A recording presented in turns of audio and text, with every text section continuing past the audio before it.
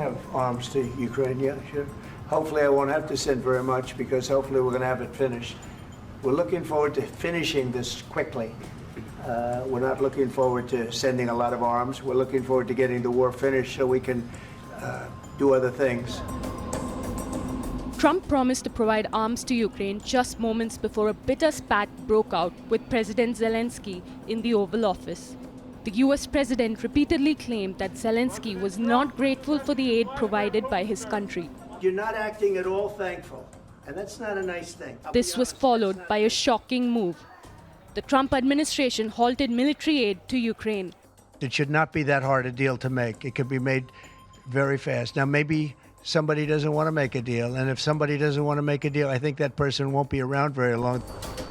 According to a White House official, the US is pausing and reviewing the aid sent to Ukraine. Trump wants to ensure that the billions of dollars spent on war-torn Ukraine are contributing to a solution. The drastic move comes after Zelensky ruffled Trump's feathers by saying the end of the war with Russia is very, very far away. As Washington comes down heavily on Ukraine, can Zelensky withstand Trump's fury? The United States plans to suspend the transfer of hundreds of billions of dollars in arms and ammunition to Ukraine. Holding back ammunition at such a crucial moment gives Russia the upper hand in the war. Since Russia invaded Ukraine in 2022, the US has spent $65.9 billion to provide military assistance to Ukraine. The US Department of Defense stated that a total of $182.8 billion has been spent on Ukraine, including aid for security and US military training in Europe.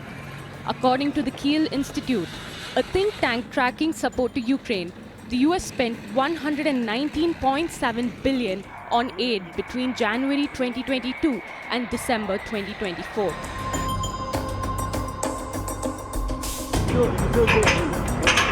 After Europe, the US is the second largest contributor of aid to Ukraine.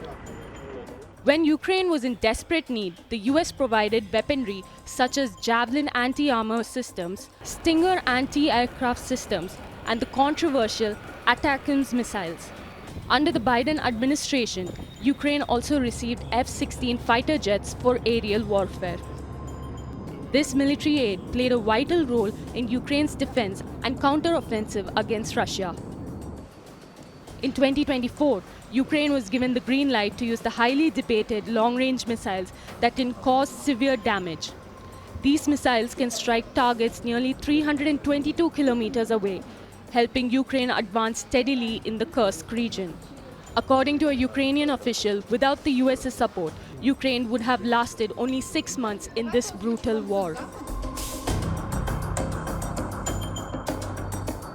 In an interview with NBC's Meet the Press in February, Zelensky said his country would have a low chance to survive without US's support.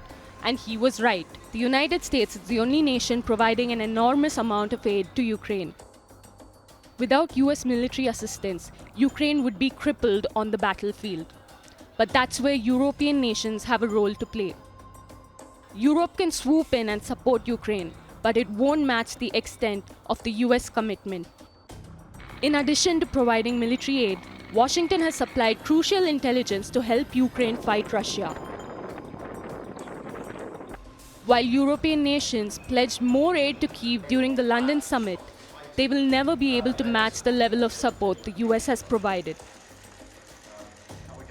As Zelensky's country crumbles before his eyes, will the president give in to the pressure and surrender to the Trump-Putin duo?